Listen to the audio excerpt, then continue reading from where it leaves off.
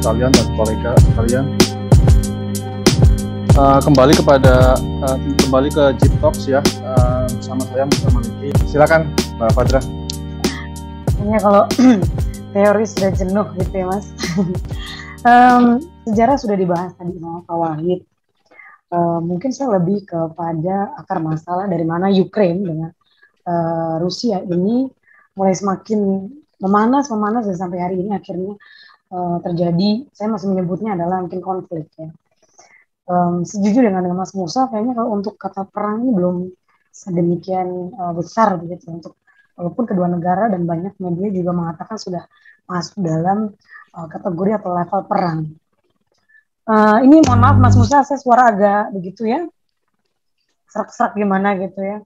Oke, mungkin saya sepakat dengan Pak Wahid ya, Pak Dubes di sini bahwa sudah ada sebenarnya itikat baik ya dari Rusia sejak kolapsnya Rusia Soviet tahun 90-an. Kemudian beberapa perundingan bertemu dengan pihak Eropa dan bertemu dengan pihak NATO juga. Bagaimana memperbaiki hubungan atau menormalisasi hubungan Rusia dengan NATO.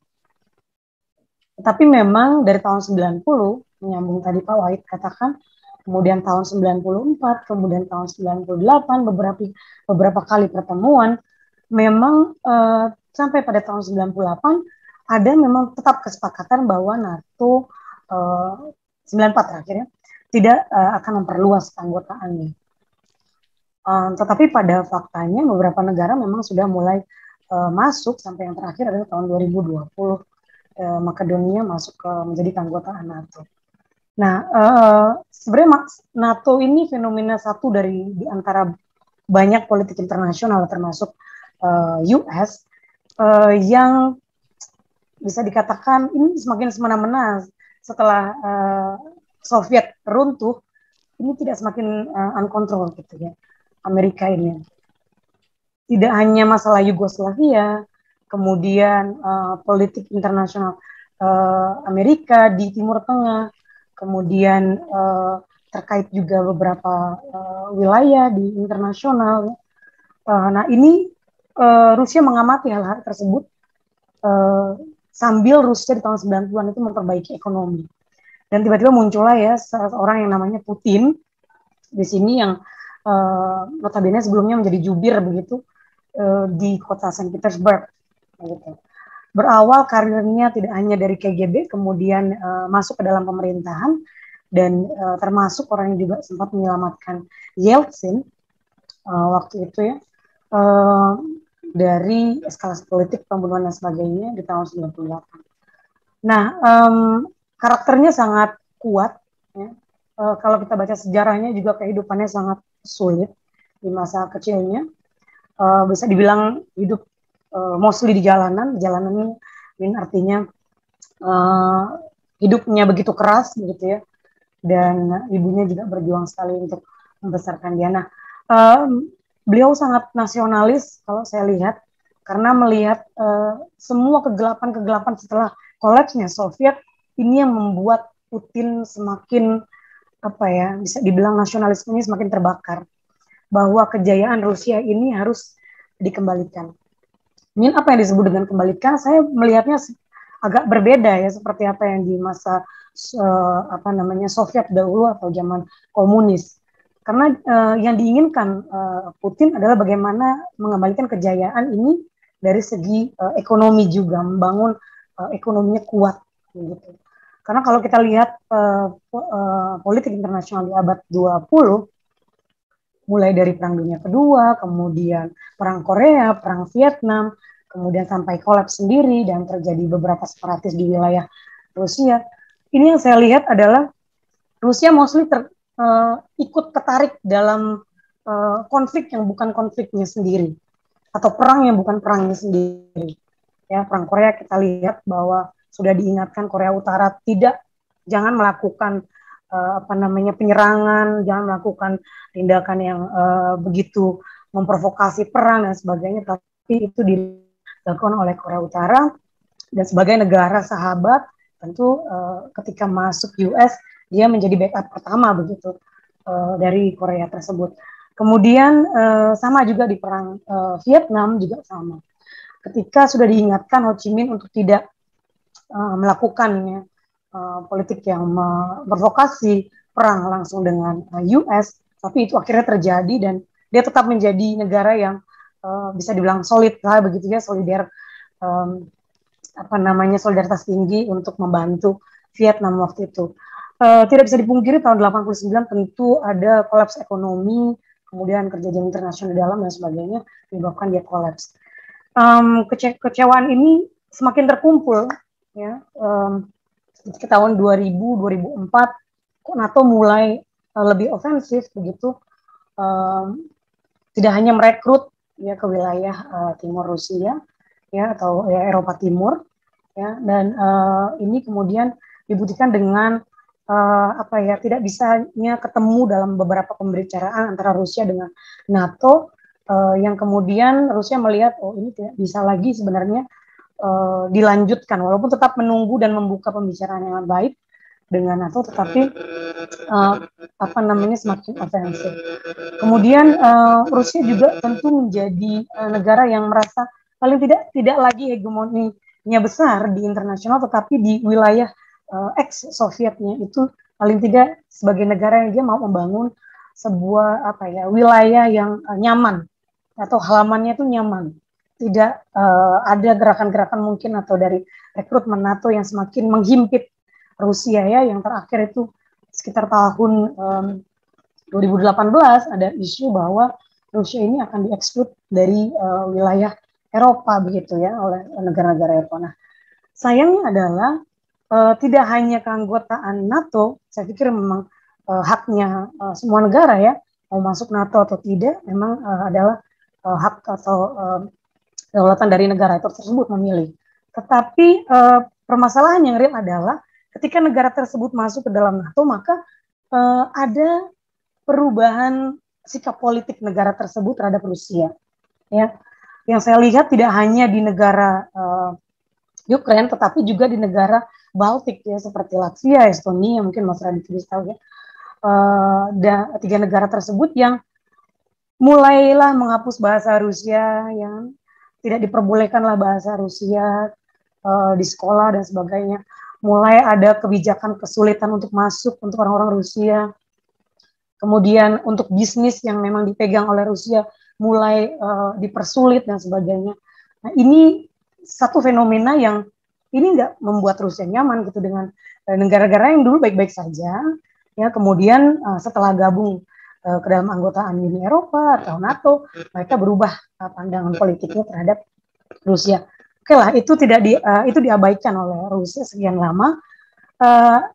Saya melihat kemudian mulailah Rusia membuat sebuah politik baru atau yang disebut dengan politik cermin di sini, bahwa ini sudah tidak bisa sebenarnya membawa diri atau membawa politik internasional ini sesuai dengan yang diinginkan teman-teman Barat atau apa yang diarahkan oleh US, karena apa yang sudah selama ini diikatkan baik oleh Soviet atau Rusia, Rusia di sini di bawah Putin kok tidak ada membuat progres yang lebih baik atau signifikan. Bahkan beberapa isu di internasional soal Iran dan sebagainya itu juga sedikit mau menyeret Rusia ke dalam konflik juga, dengan mulainya dibangun nuklir baru ya, kemudian mulai ada approach baru di Estonia untuk nuklir NATO dan sebagainya. Nah, ini sudah tidak relevan lagi menurut Rusia apa yang diinginkan atau agenda NATO ini apa. Kenapa harus di halaman-halaman baratnya Rusia gitu itu ditanam dan sebagainya. Dan kita ingat bahwa tahun 2015 ada kejadian yang sama, permasalahan Georgia. Ya, ketika itu ada tempat-tempat atau pangkalan yang sangat strategis milik Rusia yang terancam juga harus hengkang, dan kemudian di Abkhazia dan Ossetia Selatan yang pada akhirnya adalah malah berakhir pada sebuah kerugian dari Georgia karena dua wilayah tersebut kemudian merdeka. Nah, kita ingat kejadian Yugoslavia yang terakhir adalah permasalahan Kosovo di tahun 2008 ketika perjanjian Dayton sudah ditandatangani dan intinya adalah wilayah tersebut harus clear atau bebas dari militer dan sebagainya dan menjadi kota yang sangat tidak disentuh ya pihak Rusia maupun pihak Serbia dan internasional, tetapi malah dimerdekakan gitu ya. Dan itu diakui walaupun waktu itu sahabatnya Yugoslavia itu tidak setuju atau Serbia tidak setuju dengan hal itu ya karena masih masuk wilayah Serbia. Nah, kumpulan-kumpulan dari sejarah ini yang kemudian membuat Rusia ini harus mencanangkan yang disebut dengan politik cermin. Ya. Jadi apa yang dilakukan, kalau saya disentil maka saya akan sentil balik. Kalau saya diinjak ya saya akan injak balik, gitu ya. Dan kalau mulai diusik Rusia dalam permasalahan waktu itu adalah pangkalan militernya harus hengkang ya untuk masalah Georgia, ya maka berakhir dengan malah 2 wilayah itu hilang. Begitu juga dengan Crimea. Ya mostly memang saya setuju dengan Pak Wahid bahwa orang Rusia di sana ya maupun diadakan voting atau referendum tentu wilayah tersebut memilih untuk prefer menjadi bagian dari Rusia. Nah, ini juga permasalahan yang sama ya strategis di Laut Azov dan sebagainya. Nah, ini malah kemudian berakhir pada kehilangan wilayah tersebut. Dan 2 wilayah Lugansk dan Donetsk ini juga seperti itu. Kita tahu ya, kalau saya lihat Rusia ini termasuk yang sangat komit terhadap agreement. Salah satunya adalah Minsk Agreement yang paling menjadi dasar Rusia. Kenapa yang saat ini dia harus masuk bersama militernya ke 2 wilayah tersebut atau kemudian ke Ukraina. Karena memang tahun 2014 kita ingat bahwa 2 wilayah itu melakukan referendum dan mostly suaranya 95% di wilayah Donetsk dan di Lugansk dan Donetsk sekitar 86% sekian memang memilih untuk independen. Nah, tetapi karena ini tidak bisa diakomodir, maka wilayahnya statusnya menjadi di bawah Ukraina, tetapi harus ada otonomi khusus begitu ya. Nah, tetapi selama perjalanan 2014 sampai hari ini, Rusia melihat banyak ya tadi tuduhan bahwa ada genosida dan sebagainya, tekanan-tekanan dari pemerintah pusat terhadap wilayah 2 wilayah tersebut. Sehingga Rusia merasa selain perjanjian tadi dengan 2 wilayah tersebut, ini nggak bisa Ukraina ini beberapa kali diingatkan untuk komit terhadap Minsk Agreement.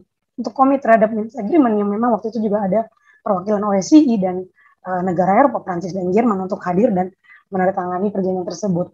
Nah, maka hal yang sama waktu itu dilakukan di Georgia tahun 2015, Rusia masuk dengan cara yang sama hari ini.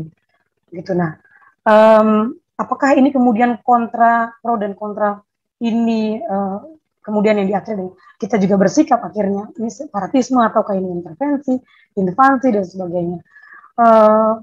Ini memang dari pandangan masing-masing ya, ada yang mengatakan invasi dan sebagainya. Itu yang jelas adalah runtutan dari akar masalah atau konflik ini atau sejarahnya adalah seperti itu. Memang saya sepakat ya kalau memang kita juga punya hal yang sama di tahun 99 ya di Indonesia ya di wilayah Timur sekarang Timor Leste. Kita sangat kontra sekali dengan intervensi asing yang kemudian mulai memecah belah melalui separatisme dan sebagainya wilayah atau kedaulatan kita. Tetapi tidak bisa dipungkiri juga Ukraina saya lihat dalam perjanjian ini tidak menepati perjanjian. Ya, tidak ada, saya pikir harusnya Ukraina waktu itu dituntut dalam Minsk Agreement itu membuat sebuah undang-undang yang mengatur otoritas khusus 2 wilayah tersebut, tetapi itu juga tidak diindahkan oleh Ukraina. Jadi saya pikir tidak ada itikat atau progres yang baik dari sisi Ukraina juga begitu ya.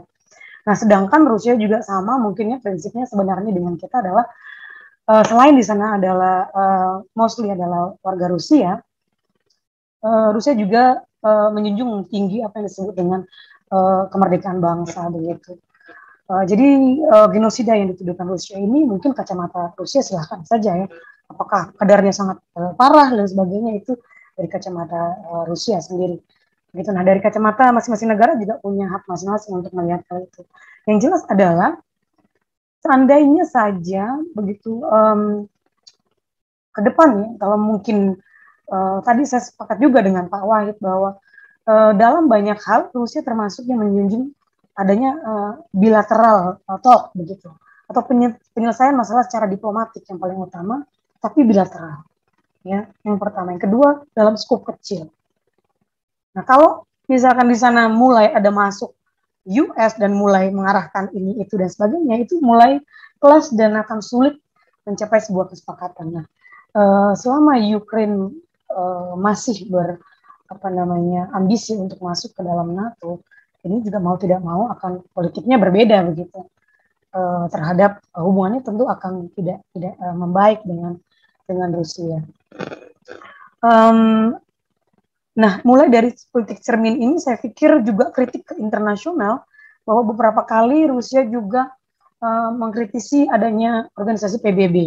Jadi bagaimana peran PBB ini di banyak situasi di internasional, di Timur Tengah dan sebagainya. Bagaimana NATO kok bisa masuk lebih dulu dibandingkan pasukan PBB, ini selalu dikritisi oleh Rusia, tapi tidak ada suatu perubahan begitu ya dari sikap atau powerfulnya si PBB ini yang kemudian akhirnya bisa memberikan sedikit menyentil Amerika atau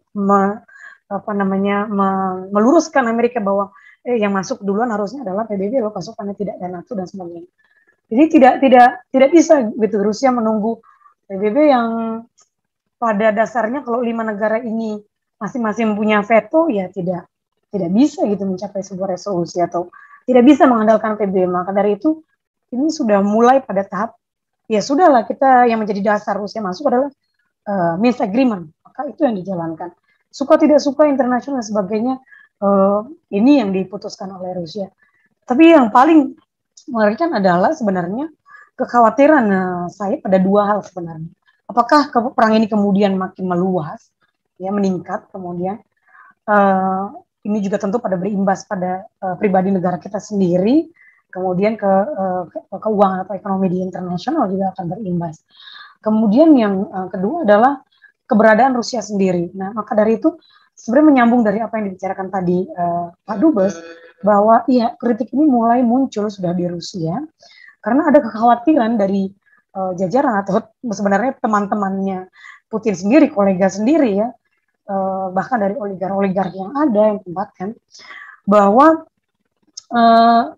apakah keputusannya sudah benar begitu. Mereka patriotisme, mereka mendukung apa yang diputuskan oleh Putin. Tetapi ada kekhawatiran dari beberapa kolega atau beberapa sahabat dekat Putin juga bahwa ini bisa berakhir pada buruknya ekonomi Rusia. Dan jika buruknya ekonomi Rusia ini akan mengulang sejarah tahun 89, ya, di mana setiap wilayah nanti akan demonstrasi, separatisme akan muncul, ketidakpuasan masyarakat akan muncul, kemudian bisa saja ini akan menumbangkan Putin sendiri jika perang atau Ukraine ini bertahan lama atau NATO masuk membantu Ukraine terlalu lama. Mungkin dalam 5 tahun masih bisa bertahan, tapi kalau lebih dari itu situasi ini juga pasti akan menyeret Rusia dan Putin sendiri ke berakhirnya masa pemerintahan Putin ya, di Rusia. Saya pikir itu saja Mas Musa, menambahkan dari sedikit budaya sebenarnya seperti apa sih. Saya melihat bahwa orang Rusia ini sebenarnya prinsipnya sama juga ya seperti orang Indonesia ya. Karena cuma reaksinya berbeda. Kita sama-sama tidak ingin mencampur urusan orang, sama-sama tidak ingin mendahului, sama-sama menghormati hak orang lain ya, bangsa lain. Tapi reaksinya sangat berbeda. Ketika dia mulai diinjak, reaksi orang Rusia itu kalau dibilang patriotisme ya, diajak perang itu masyarakatnya sampai akar-akarnya itu siap sekali ya, siap sekali maju ke medan perang.